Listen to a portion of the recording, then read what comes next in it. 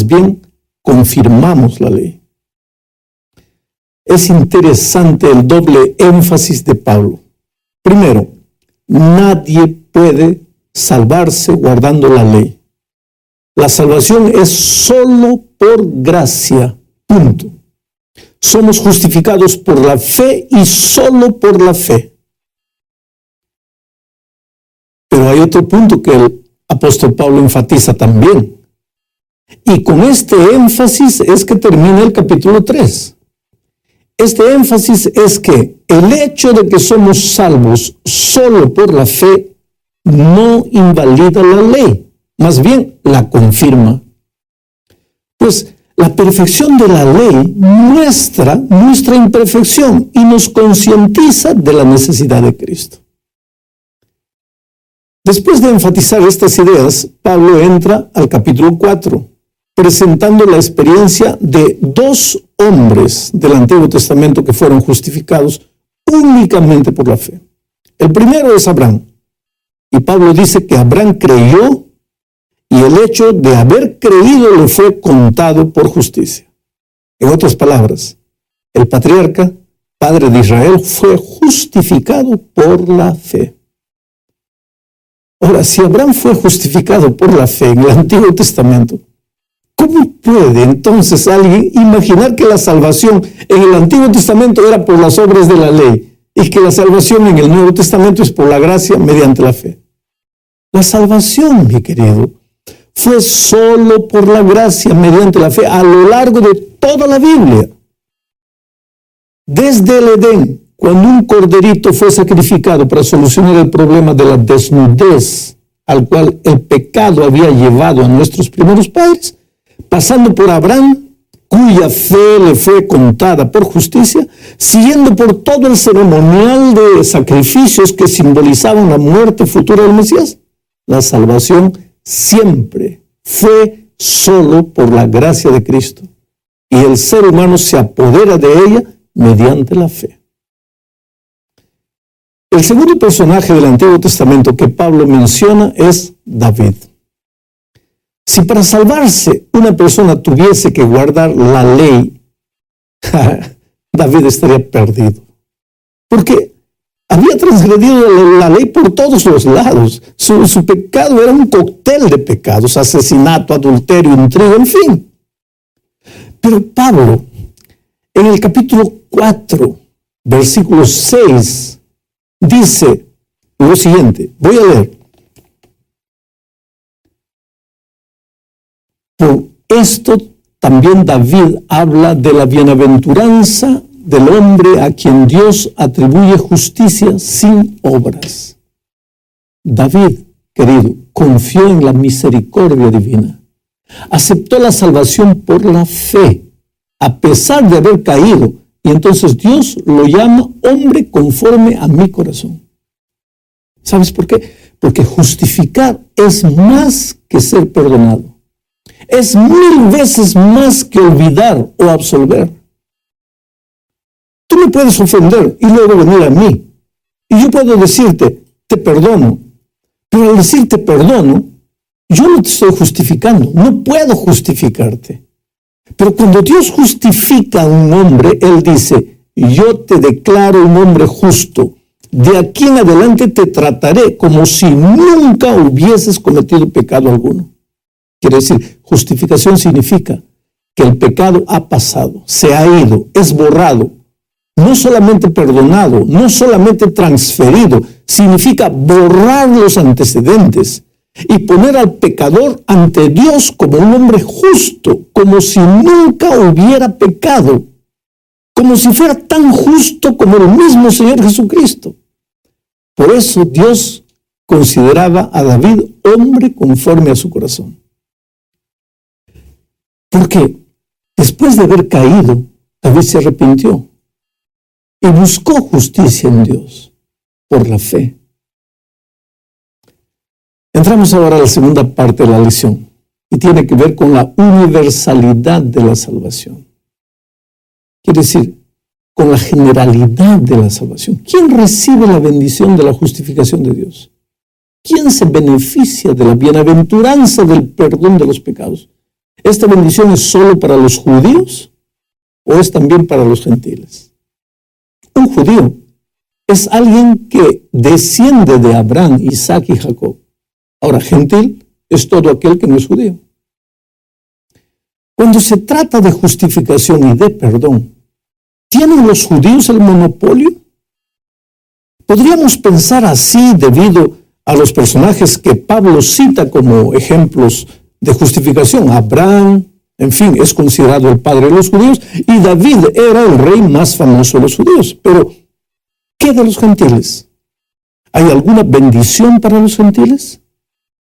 Pablo responde esta pregunta en otra parte del libro de Romanos, cuando dice que la justificación de Dios es para todo aquel que cree. Pero Pablo sigue su raciocinio refiriéndose a Génesis 15:6. Este pasaje muestra que Abraham fue justificado por fe. Entonces, basándose en este pasaje, Pablo hace una pregunta importante en el versículo 10. Cuando Abraham fue justificado en Génesis 15:6, ¿él era un judío o un gentil? ¿Él estaba circuncidado o incircuncidado? ¿Qué es lo que sucedió primero, su salvación o su circuncisión? La respuesta es obvia. Abraham fue salvo mucho antes de ser circuncidado. De hecho, después que Abraham fuera salvo, nació su hijo Ismael, y este niño tenía 13 años de edad cuando Abraham fue circuncidado. De modo que Abraham fue justificado y después, más de 13 años después, él fue circuncidado. Usando las palabras del comentarista bíblico Stifler, diríamos, Pablo puso de cabeza para abajo la jactancia, el orgullo de los judíos. No es el gentil el que tiene que adoptar la circuncisión de los judíos para ser salvo. Es el judío el que tiene que venir a la fe gentil, esa fe que Abraham tenía mucho antes de ser circuncidado. Y es a través de esa fe que él será salvo. La tercera parte de la lección nos lleva a pensar en el contraste entre la promesa y la ley. El texto es Romanos 4:13, dice así: la promesa de que sería heredero del mundo fue dada a Abraham o a su descendencia no por la ley, sino por la justicia de la fe. Recuerda el contexto. La palabra clave del capítulo es fe, creer. Hijos de Abraham son todos aquellos que creen. Ahora, necesitamos tener el parecido familiar. Tenemos que seguir las pisadas de la fe de Abraham. Debemos creer como Abraham creía. La promesa mencionada en el versículo 13 no se encuentra con exactamente las mismas palabras en ninguna parte del Antiguo Testamento.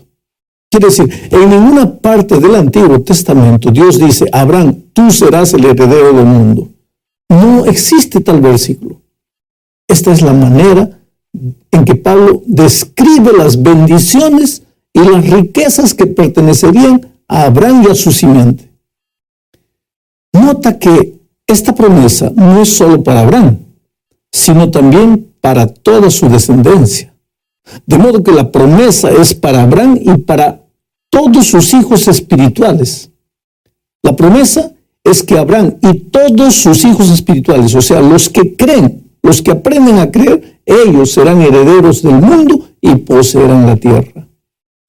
La verdadera simiente de Abraham, querido, es nada menos que el Señor Jesucristo.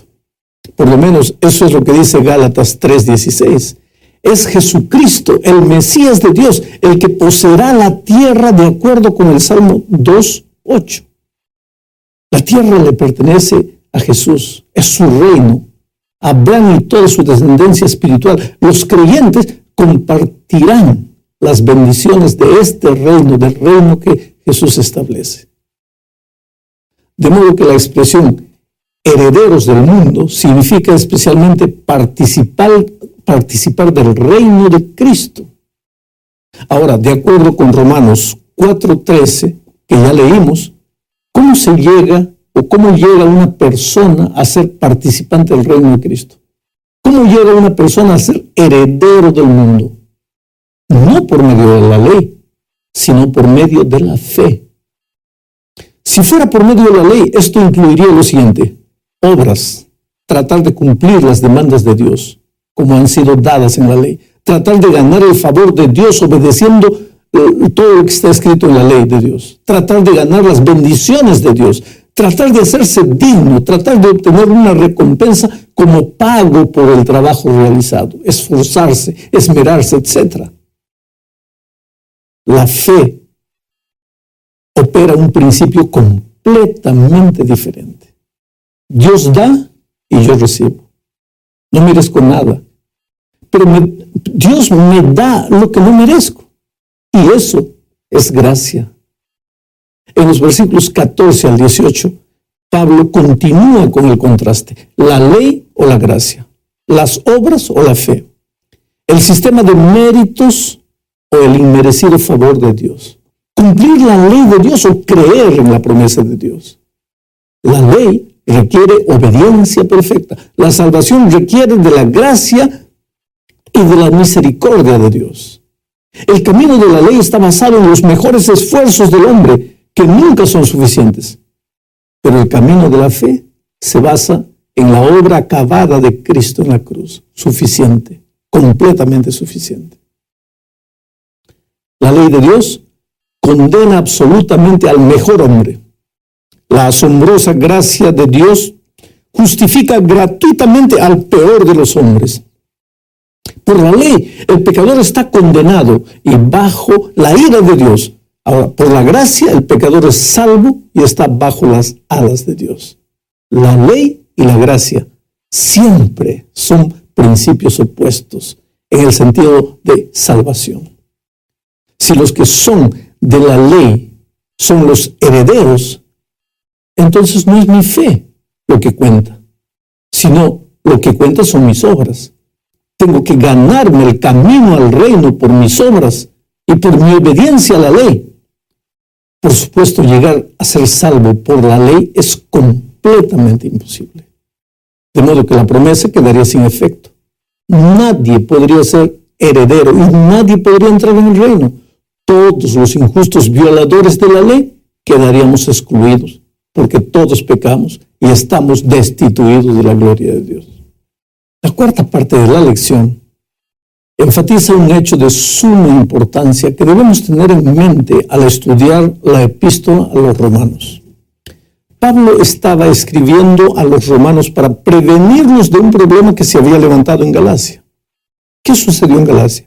Cristianos que se habían convertido, personas que se habían convertido al cristianismo, viniendo del judaísmo, insistían en que los nuevos conversos gentiles deberían cumplir todos los rituales judíos si querían alcanzar la salvación. Y esto, querido, a pesar de que el concilio de Jerusalén ya había decidido que no se les debería imponer a los nuevos conversos los rituales judíos. En el fondo, la doctrina que pugnaba por prevalecer era que el ser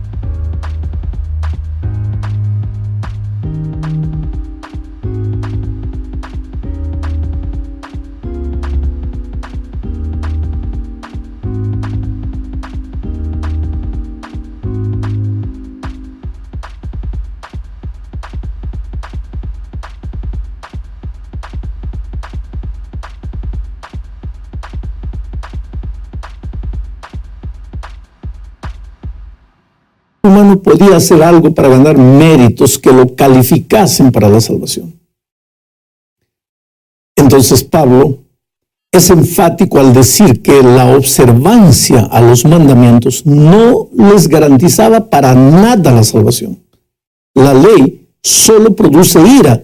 La ley solo puede acarrear una maldición, no una bendición. ¿Por qué? Por mi condición de pecador. Un pecador no puede cumplir la santa ley de Dios. Por lo tanto, soy un violador de la ley. El problema no está con la ley, está conmigo. La ira de Dios tiene que caer sobre mí. Los quebrantadores de la ley merecemos la muerte. Los que guardan la ley merecen la vida, pero ¿cuántos de nosotros hemos realmente guardado la santa ley de Dios? Perfectamente. Todos los días de nuestra vida. Nadie. Por eso la Biblia dice, todos pecamos y estamos destituidos de la gloria de Dios. Quiere decir, la ley no trae justicia. No trae bendición en el sentido de salvación. Solo trae la ira de Dios por causa de nuestra desobediencia. Si el hombre pudiera guardar la santa y perfecta ley de Dios, entonces la ley traería salvación. Pero la ley produce ira, porque el hombre pecador quebranta la ley. Donde hay ley, hay transgresión, y donde hay transgresión, tiene que venir la ira de Dios. La ley produce ira, condenación y muerte. ¿Cuán torpes son aquellos que quieren ponerse bajo las imponentes demandas de la ley de Dios con el propósito de salvarse? Es una incoherencia, no tiene sentido. Pero llegamos ahora al fin de la lección, hablando de la ley y el pecado. El hecho de que la ley no salva ni justifica a nadie, no significa que la ley no tenga validez. Ese es el otro énfasis de San Pablo, y es algo que muchos cristianos sinceros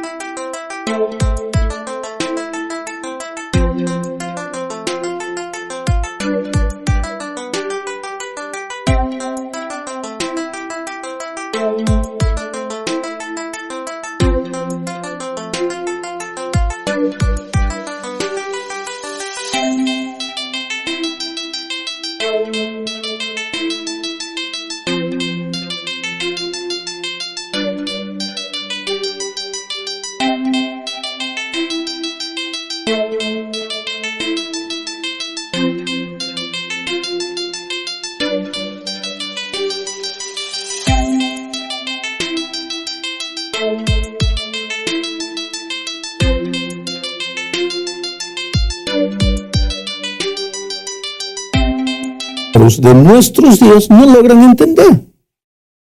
¿Cómo sabríamos que robar es pecado si la ley no dijese no robarás?